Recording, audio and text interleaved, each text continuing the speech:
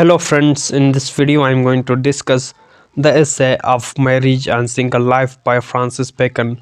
I have already discussed two of his essays of studies and of truth, and this is the third one. And so without wasting time, let's begin the essay. So it's begin with he that had wife. So it began with the person he had wife, means the married person, right? He had wife and children, had give hostage to fortune. So here he meant that the married person, he just called troubles onto himself, right? So he just gave reasons for the advantages of a single life and of a married life as well, right? So he discussed both of these perspectives, right? So as his objective, his objective impartial, and he just give his opinions about both of marriage life and single life as well, right? So he began with a statement that the one who got married, he had wife and children, had give hostages to fortune, right? For they are impediments. You just consider this wife and children or the marriage as impediment, right? A restriction or obstacle. More precisely, you can say obstacles in his way, right? And further he said that certainly the best work and greatest merit for the public have proceeded from unmarried person. He said that the unmarried person, he served the public well because he do not have family to serve. So that's why an unmarried person, he served the public, right, as compared to a married person. But which both in affection and means, right? Means the unmarried person, he just have his affections and his means or resources for the public, right? And endowed to public, as he said.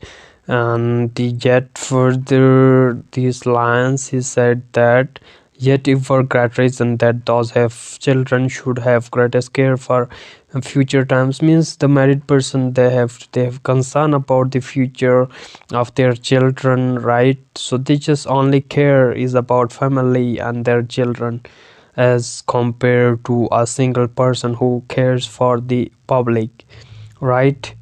And apart from that, I just covering the important things, right? So uh, if I cover each and every line, that the video will go too long, right? So I'll just discussing the important things in the essay which are very necessary, or the key concept or the key ideas of the essay. And further he said that there are some foolish rich covetous men that take a pride. Then he just criticized on rich person that there are some foolish rich. He called them foolish rich. Why?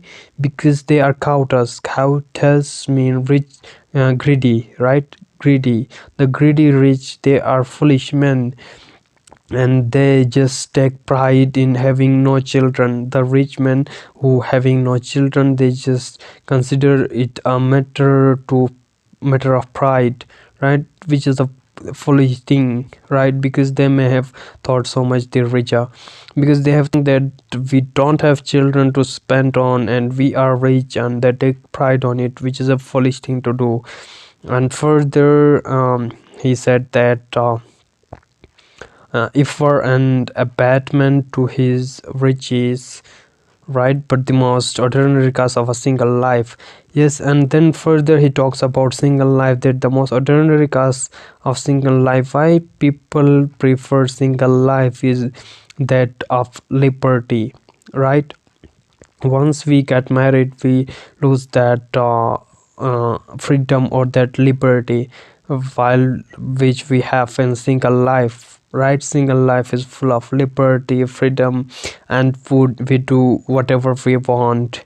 But once we got married, the restrictions, restrictions of family, the responsibilities of family, children, wife, but single person is a liberal person and he can do whatever he wants, especially in certain self-pleasing, right, and humorous minds, which are of sensible of every restraint, as they will go near to think their girdles and garters.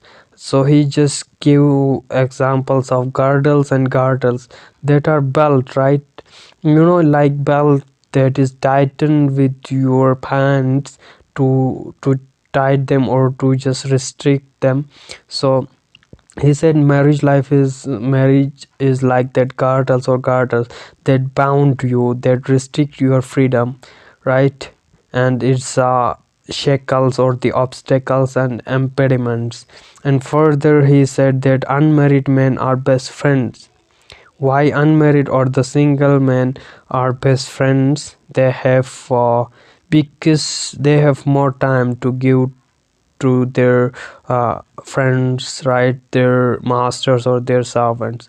For example, they become best masters, best servants, and best friends, right, best subjects, for they are like to run away. And almost all fugitives mean the runaway person, right, who are of that condition.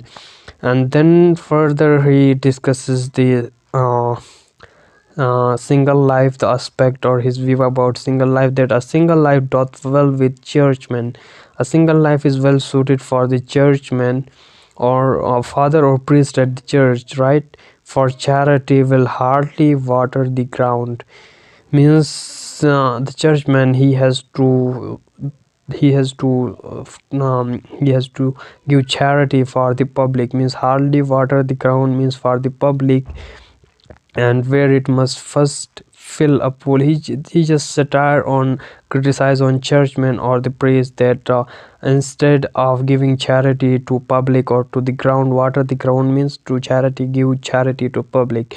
Instead what he do, where it must fill, first fill a pool means first fill his own desires or his own family, right. It's a criticize on churchmen.